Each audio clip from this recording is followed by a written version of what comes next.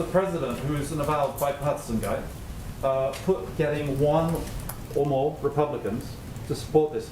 And you've been saying consistently that it doesn't, in a way, it doesn't matter what they do on the Hill because the public supports what the president is doing, and you point to polls.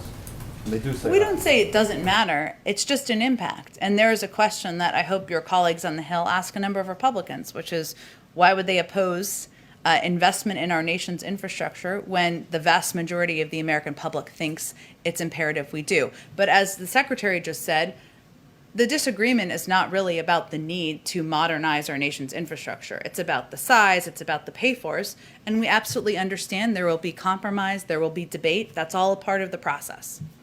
Is it a little dangerous to be always citing the polls, though, as your basically your credibility? Do you rests on not think polls? the American people's view is important as it relates to what elected officials do on the Hill? Sure, but don't polls change a lot, whereas the elected officials are elected officials? There's been representing- pretty consistent support for infrastructure. And I think it's an important point. We feel like it's an important point because when we talk about bipartisanship, we're talking about how we meet the needs of the American people. Republicans, independents, Democrats. Rebuilding bridges is not a Democratic idea.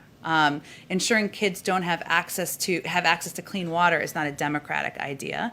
Broadband access probably actually impacts more rural areas that might be leaning more Republican than Democratic if you look at it, the maps across the country. So our point is this is addressing not a political issue. This is addressing a vital need in the country that's not that impacts all of the American people. I think that's A 7. Okay, fair. I don't even know what the rating numbers are about anymore. Rob, go ahead.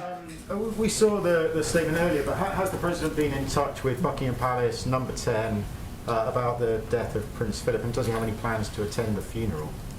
He has not been in touch directly himself. No, we put out a statement in his name and the First Lady's name earlier today. I'm not aware of any plans at this point in time. And Hunter Biden's book is out this week. To what extent was the White House, the president, the transition, or whatever that timing might have been, involved in vetting its contents?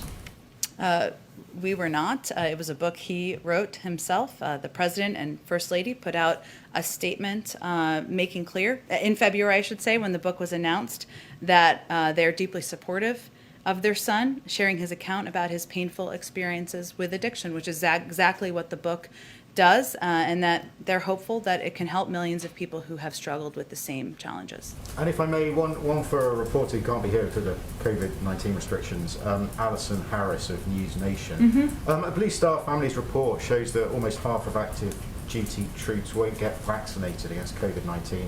Members of Congress have sent a letter... Because of their hesitation? Yes, Okay. I believe so. Members of Congress have written to the President urging him to issue a waiver of informed consent so that troops would be mandatorily vaccinated. Is that something the President would consider? I certainly think he would refer to the advice and view of the Secretary of Defense, so I'd point you to them for any point of view on that letter. I think